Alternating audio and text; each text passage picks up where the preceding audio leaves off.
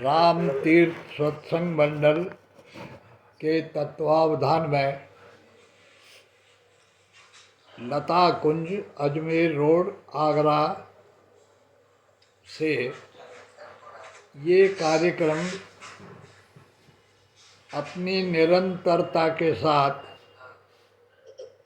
आज की कड़ी से भी आगे बढ़ रहा है।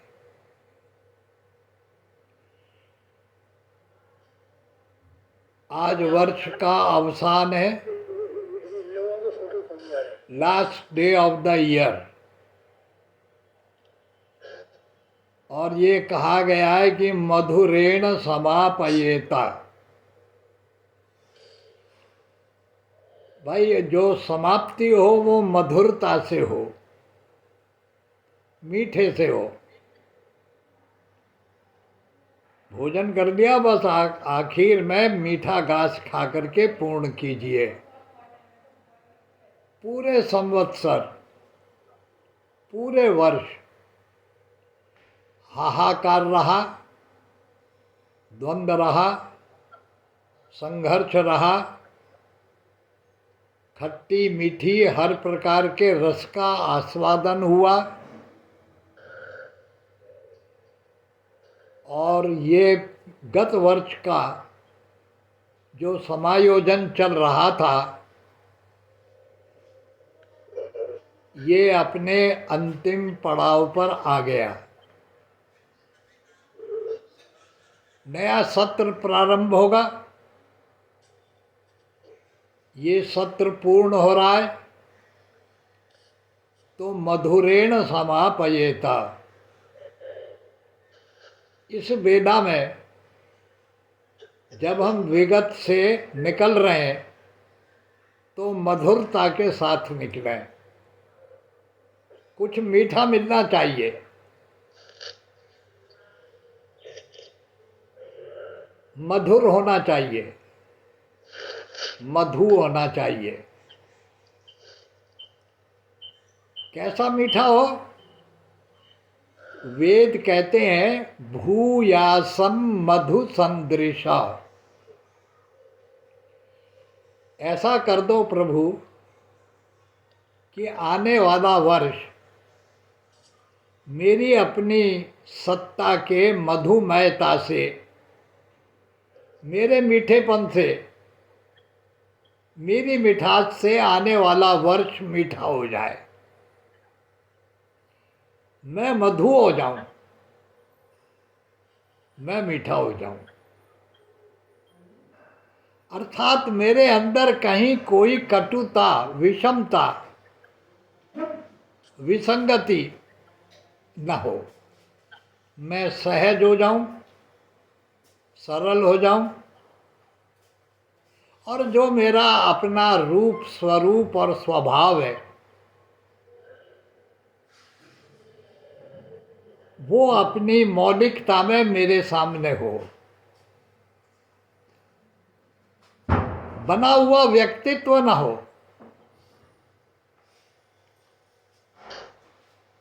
हिपोक्रेटिकल न हो। मेरी पर्सनैलिटी रियलिटी में हो, यथार्थ में हो।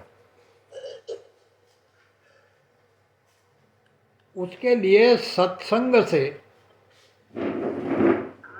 बढ़कर और कोई आयोजन नहीं हो सकता।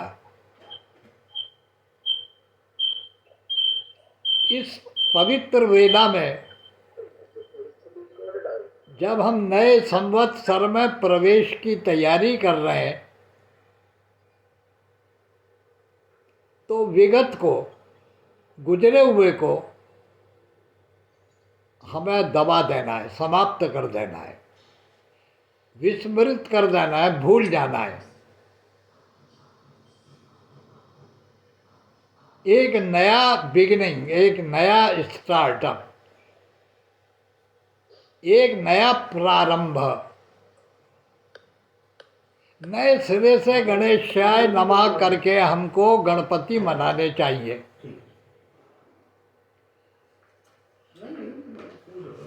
आज का हमारा प्रसंग विषय यही है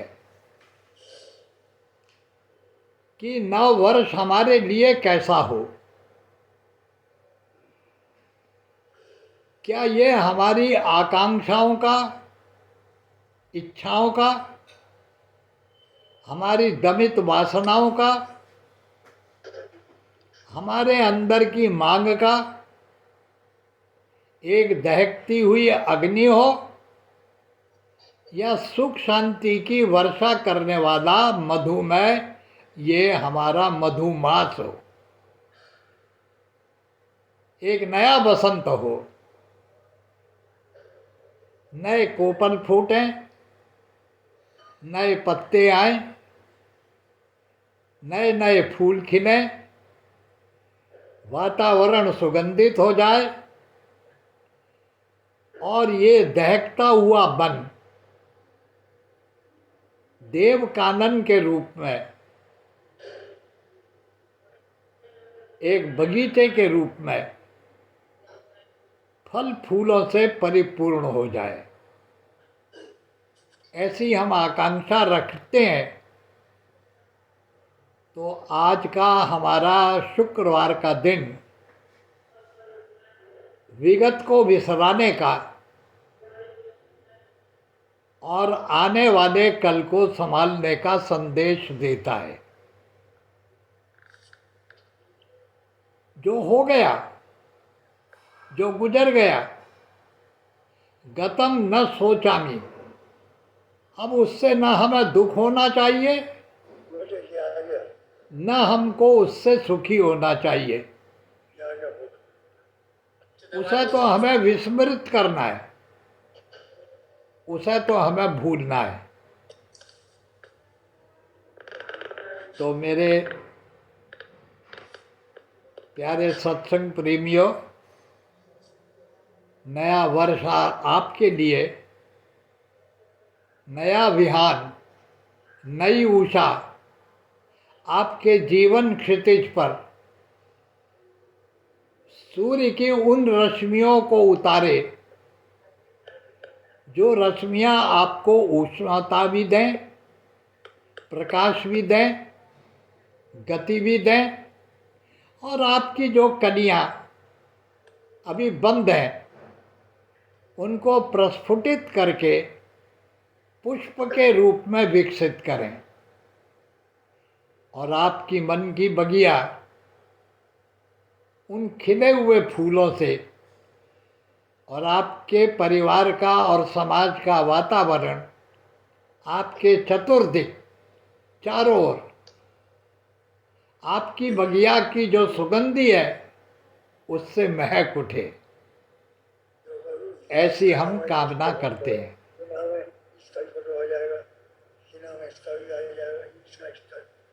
ऐसी हम आशा करते हैं। आज के दिन मैं सोच रहा था कि कहाँ से प्रारंभ किया जाए।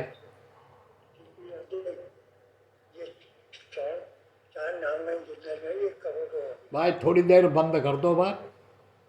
कहाँ से प्रारंभ किया जाए,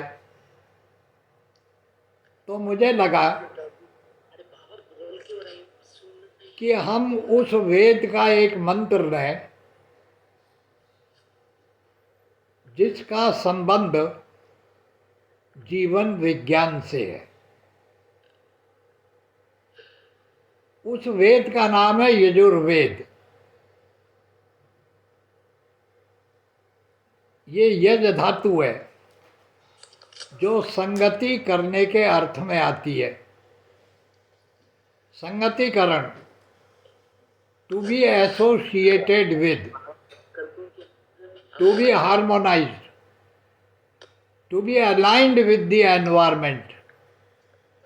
हम अपने चारों तरफ के वातावरण से जुड़ें, उसे सहयोग दें, उसमें सहायक हों, उसको संवर्धित करें और अपनी मधुरिमा को, अपने माधुर्य ऐश्वर्य को, अपने जीवन के मधुर रस को हम अपने चारों ओर बिखराने का प्रयत्न करें। ये यजु शब्द का अर्थ है। ये यजुर्वेद के 40वें अध्याय का पहला मंत्र है।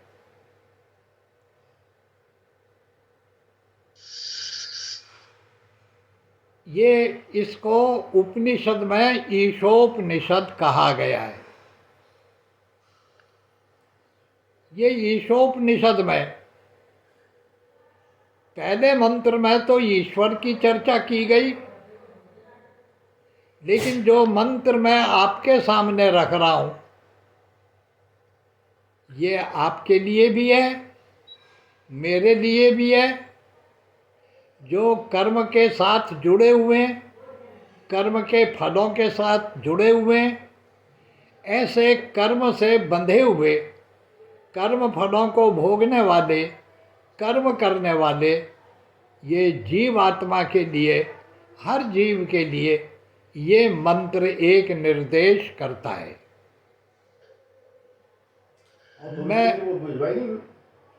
मैं इस मंत्र को आपके सामने उच्चारित कर रहा हूं। ओम कुर्वन्नवेह कर्माणि जिजीविषेशतं समा एवं त्वयि नान्यथेतोऽस्ति न कर्म लिप्यते नरे। ये यजुर्वेद के 40वें अध्याय का दूसरा मंत्र है, ईशोपनिषद का दूसरा मंत्र है। कल मुझे 12 बजे तक भिजवा देना। आवाज कम करो। तो इस मंत्र में आपके लिए, ये जो नया वर्ष आ रहा है उसके लिए, आपकी भवितव्यता के लिए, आपके लिए बहुत सुंदर संदेश भगवान वेद हमें देते हैं कि जीने की इच्छा को तैयार करो। जिजीविषा, जिजीविषा का तात्पर्य है उत्साह के साथ जीना। हम इसलिए नहीं जी रहे हैं कि हमें जिलाया जा रहा है, मजबूर हैं, विवश हैं, जीना ही पड़ेगा।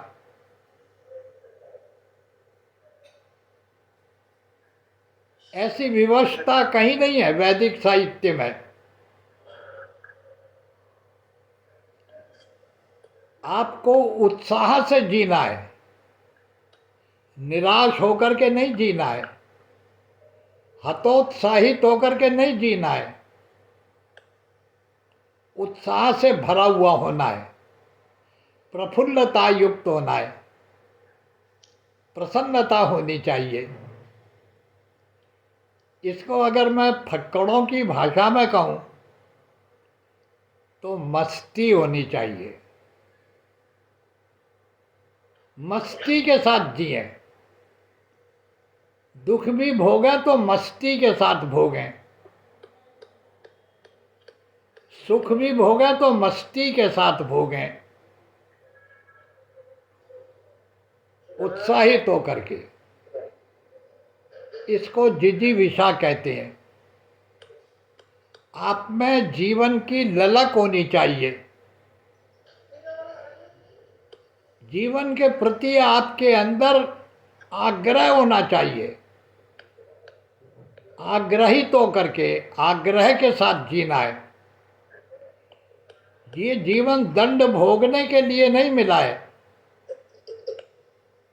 ये जीवन तो आनंद की प्रस्फुटिति है। जीवन का प्रारंभ आनंद से होता है, जीवन की स्थिति आनंद में होती है और जीवन का समापन भी आनंद में ही होता है।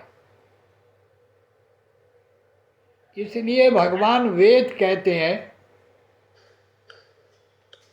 जिजीविषेशतं समा। ये भाई 100 वर्ष जीने की व्याकुलता, 100 वर्ष जीने की उत्कट अभिलाषा आप में होनी चाहिए।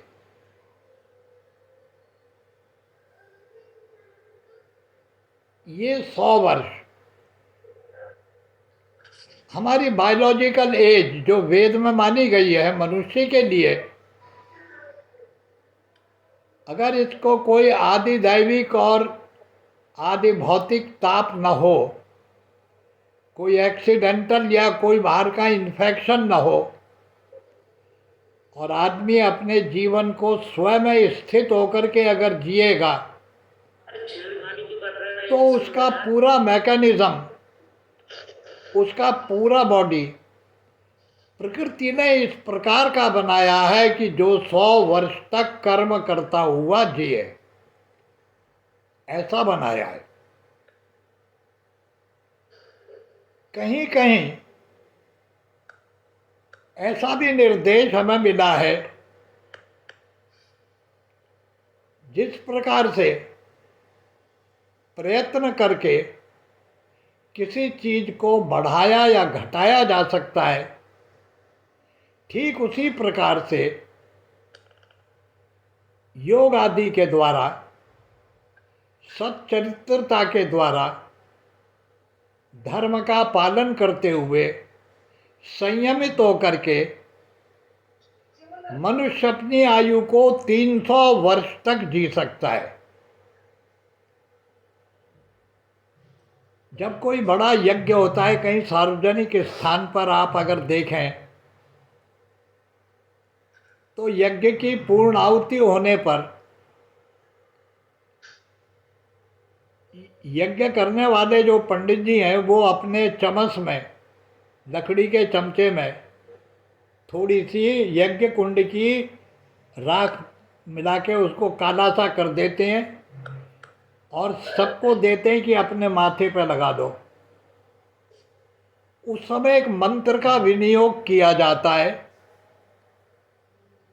ये भी यजुर्वेद का मंत्र है, त्रायुषम जमदग्ने कश्यपश्य त्रायुषम यद देवेशु त्रायुषम, कि ऐ जीव, अगर तू ब्रह्मांड के साथ संगति करता हुआ जी सकता है तो 300 वर्ष जी सकता है। विशेष अवस्था में वेद में ही 300 वर्ष का प्रसंग उन लोगों के लिए आया है जो जीवन को यज्ञ बना करके जीते हैं।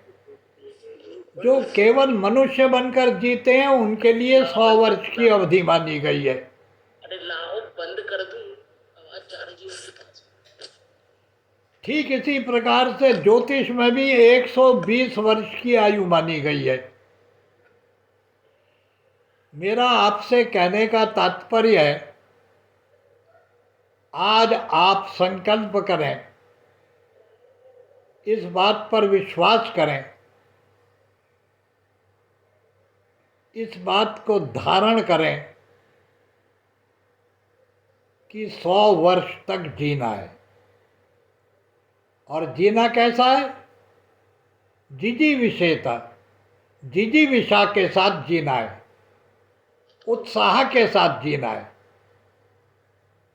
मस्ती के साथ जीना है, हंसते हुए जीना है, प्रसन्नता के साथ जीना है, रोते हुए नहीं जीना है, निराशा से नहीं जीना है, आशा से परिपूर्ण होकर के जीना है। ये जिजीविषेतम शब्द का अर्थ है। ऐ मनुष्य, भगवान आदेश करते हैं वेद में कि ऐ जीवात्मा, और बड़ा सुंदर संबोधन है वेद में, शृण्वन्तु विश्वे अमृतस्य पुत्रः, तुम लोग अमृत के पुत्र हो। हम सब अमृत के पुत्र हैं, हम सब परमात्मा के पुत्र हैं। लिहाजा हमको उत्साह से युक्त होकर के पूर्ण आयु भोगनी है, पूर्ण आयु तक जीना है।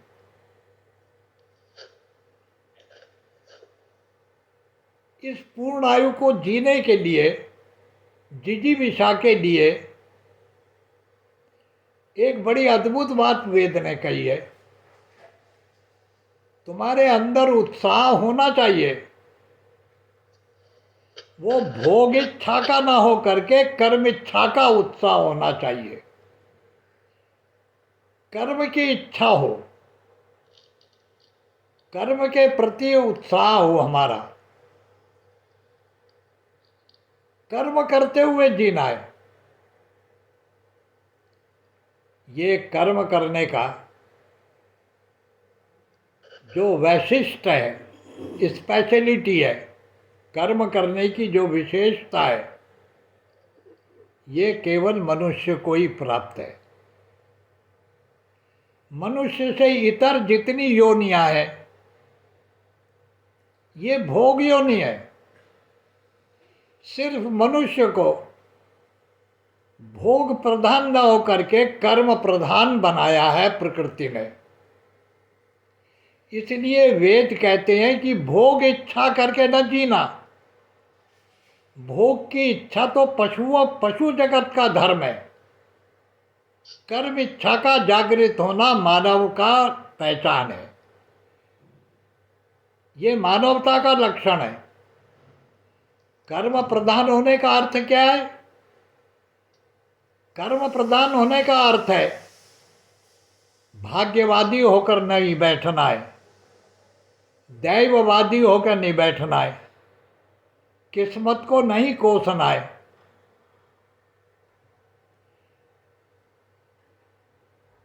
अपनी जिम्मेवारी हमको अपने आप लेनी है। अगर मैं सुखी हूं, ऐसा अनुभव करता हूं, तो उसकी जिम्मेवारी मेरे पर है। अगर मैं दुखी हूं, तो इसका भी न परता कश्चित कारण, उसका कोई कारण बाहर नहीं है। दुख बाहर के कारणों से प्राप्त नहीं होते। दुख भी मैं ही पैदा करता हूं, सुख भी मैं ही पैदा करता हूं। अर्थात मेरे दुख और सुखों का, मेरे सौभाग्य या दुर्भाग्य का, मेरी प्रसन्नता अथवा विषाद का कोई बाहर कारण नहीं है। इसका कारण मैं स्वयं।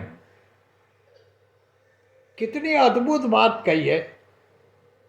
इसलिए जब हम वेदों को पढ़ते हैं, गहराई से अध्ययन करते हैं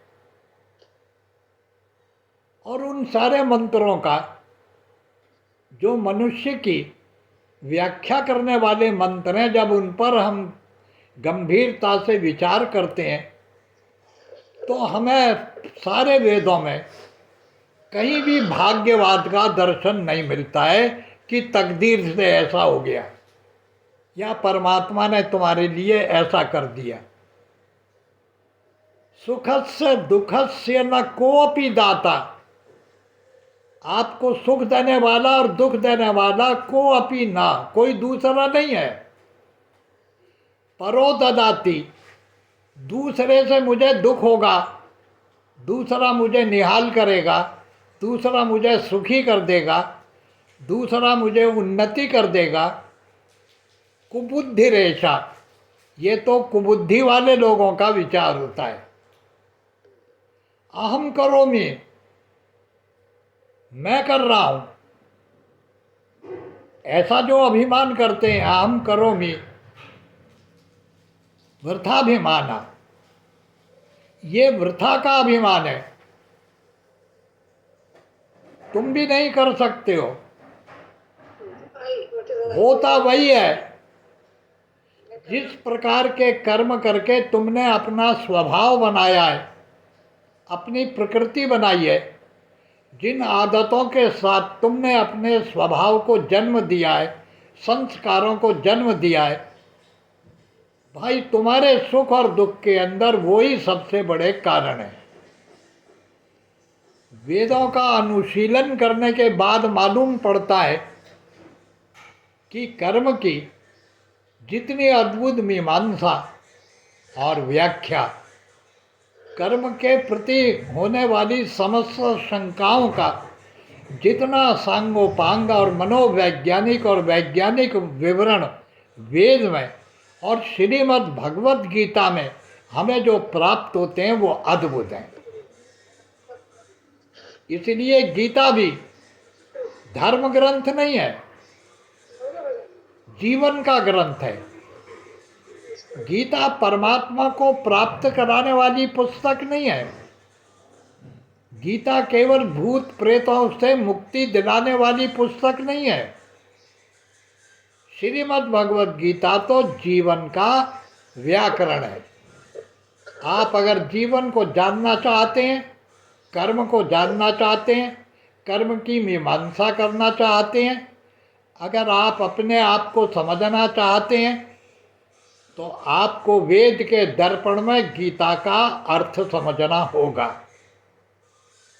और आपको गीता के दर्पण में वेद के मंत्रों की व्याख्या तलाशनी पड़ेगी। आखिर अंत तो गत्वा आप चाहते क्या हैं?